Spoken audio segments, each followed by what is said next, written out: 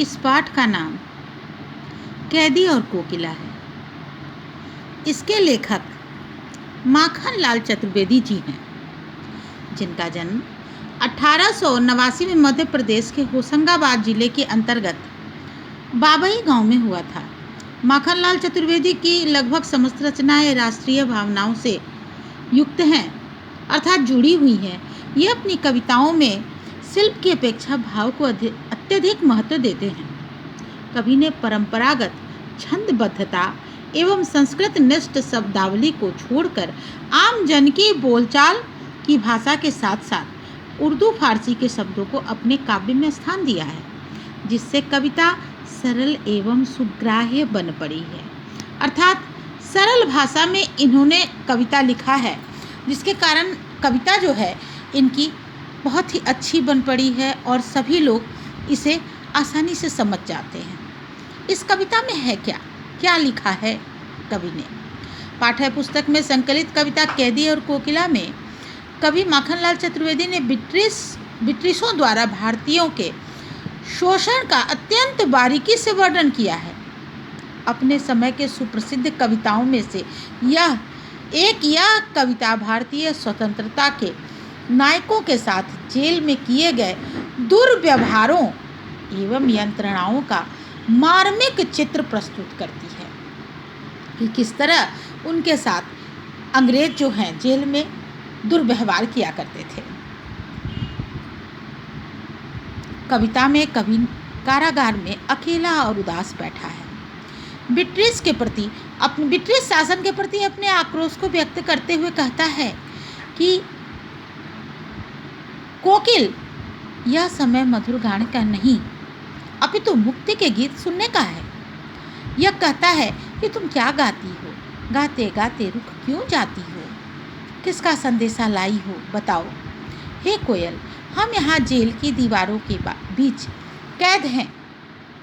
कवि तत्कालीन प्रशासन का वर्णन करते हुए कहता है कि स्वतंत्रता सेनानियों को भी किस प्रकार लुटेरों के साथ, अपराधियों के साथ रहने के लिए विवश किया गया था, जहाँ खाना पीना भी पर्याप्त नहीं था और उन लोगों के साथ अमानवीय व्यवहार किया जा रहा था। अतः अमानवीय परिस्थितियों में जो जीवन वो जी रहे थे और उसके बारे में वे कहते हैं कि ये ब्रिटिश उन्हें मरने भी नहीं देते थे। कहीं से भी आशा की कोई किरण दिखाई नहीं देती थी। ऐसा लगता था कि उस समय कोयल जो बोल उठी है, कोयल भी देश को एक कारागार के रूप में देखने लगी है, अतः वह अर्धरात्रि में ही चीख पड़ती है। कविता में शिल्प की तुलना में भाव को अधिक महत्व दिया गया है। अब कविता का मूल भाव क्या है? इस कविता के माध्यम से कवि ने ब्रिटिश शासन को भारतीय जनमानस और देश की होती हुई दुर्दशा का चित्र खींचा है।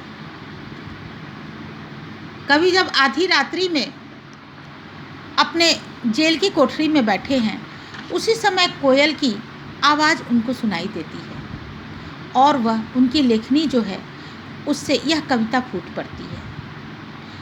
वे पूछते हैं अपनी लेखनी में, क्या गाती हो, क्यों रह जाती हो, कोकिल बोलो तो, क्या लाती हो संदेशा किसका है, कोकिल बोलो तो। हे कोकिल, तुम क्या गाती हो, क्यों रह कर चुप होकर फिर गाने लगती हो, क्या तुम मेरे लिए किसी का संदेशा लाई हो, कोकिल बोलो तो। अब अपनी दशा का वर्णन करते हैं। कोकिल का बोलना उनको बहुत ही विचलित कर देता है। तो वो क्या बोलते हैं? ऊंची काली दीवारों के घेरे में, डाकू चोरों बटमारों के डेरे में, जीने को देते नहीं पेट भर खाना, मरने भी देते नहीं तड़प रह जाना। जिंदगी पर अब दिन रात कड़ा पहरा है, शासन है या तम का प्रभाव गहरा है।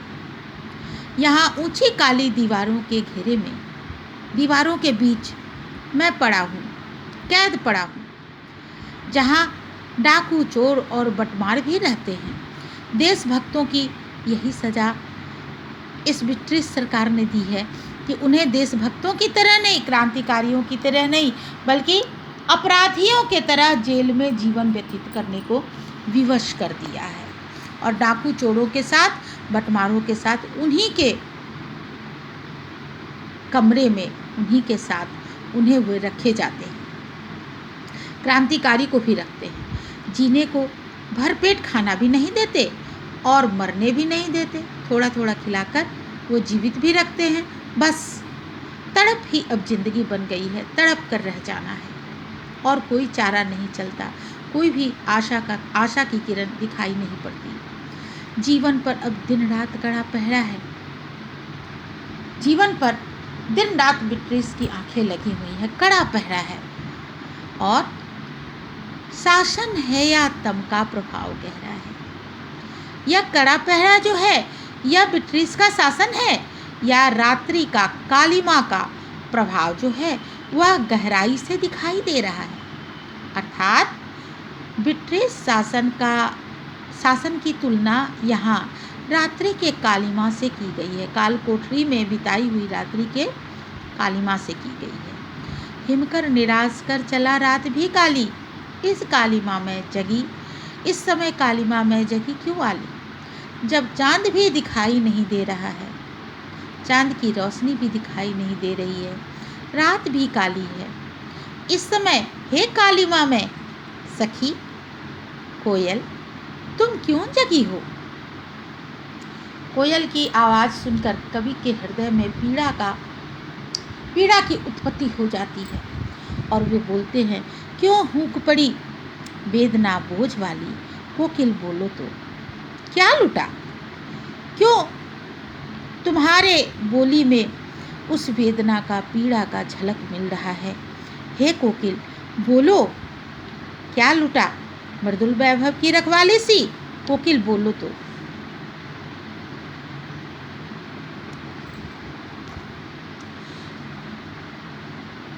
क्यों क्या लुट गया तुम्हारा, जिस धन की तुम रखवाली कर रही थी।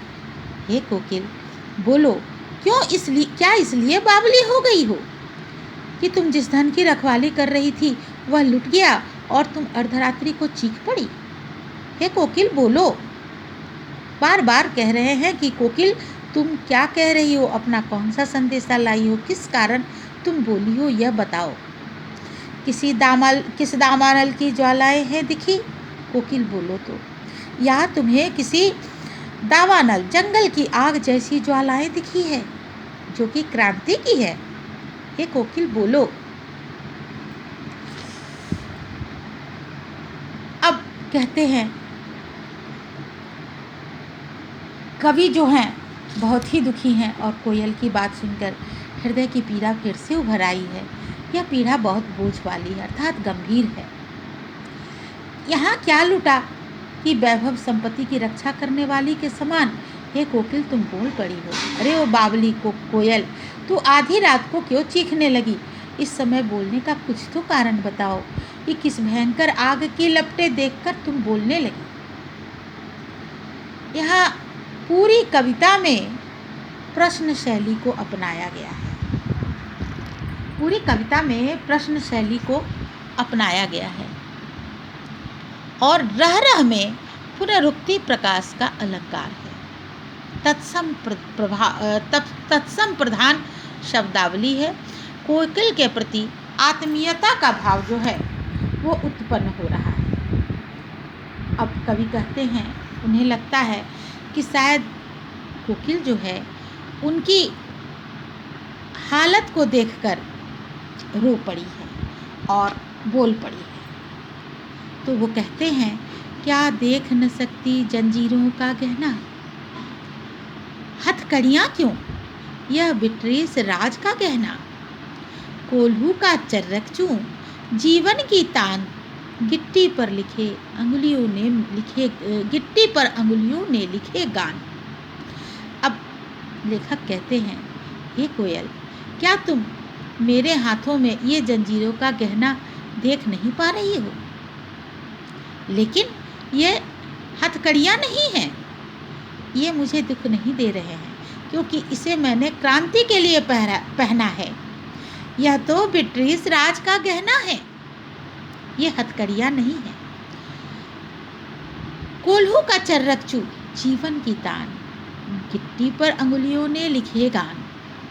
उस समय होता ये था कि कोल्हू में भी कैदियों को ही बैल के समान जोता जाता था और गिट्टी फुड़वाया जाता था, हाथ लहूलुहान हो जाते थे। तो वही लेखक कह रहे हैं, कोल्हू का जो ये चर्रकचू है जिसमें जुटकर मैं पढ़कर मैं मोट को खींच रहा हूँ, उसका जो चर्रकचू आवाज़ होता है उसमें मुझे जीवन की तान सुनाई पड़ती है, जीवन की आवाज़ सुनाई पड़ती है। गिट्टी पर जो मेरा लहू फैला है वो मैं यह समझता हूँ, वो मेरे अंगुलियों ने क्रांति के नए गान लिखे हैं, नए संगीत लिखे, नए गाना लिखे हैं। हूँ मोट खींचता लगा पेट पर जुआ, मोट को मैं खींचता हूँ पेट पर जुआ लगाकर, पेट पर जंजीर लगाकर जो मैं खींचता हूँ मोट को, तो क्या करता हूँ, खाली करता हूँ बिट्रीस अकड़ का कुआं। उससे जो मोट पर जुआ लगाकर जो मैं पानी खींचता हूँ, तो क्या करता हूँ, उससे मैं ये समझता हूँ कि मैं जितना काम कर रहा हूँ, उससे जितना जुआ खींच रहा हूँ, मोट खींच रहा हूँ, उससे बिट्रीस का अकड़ का कुआं जो है मैं खाली करता जा रहा हूँ। दिन में करुणा क्यों जगे रुलाने वाली, इसलिए रात में गजब ढा रही आली। दिन में तो मैं कार्य करता हूँ, इस तरह से परेशान रहता हूँ, तो दिन में तुम नहीं रोती हो, क्यों करुणा जगी रुलाने वाली, क्यों इस तरह रोने वाली तुम करना जगाने का प्रयत्न नहीं करती हो, इसलिए रात में गजब ढा रही आली। इसलिए तुम रात्रि में रोकर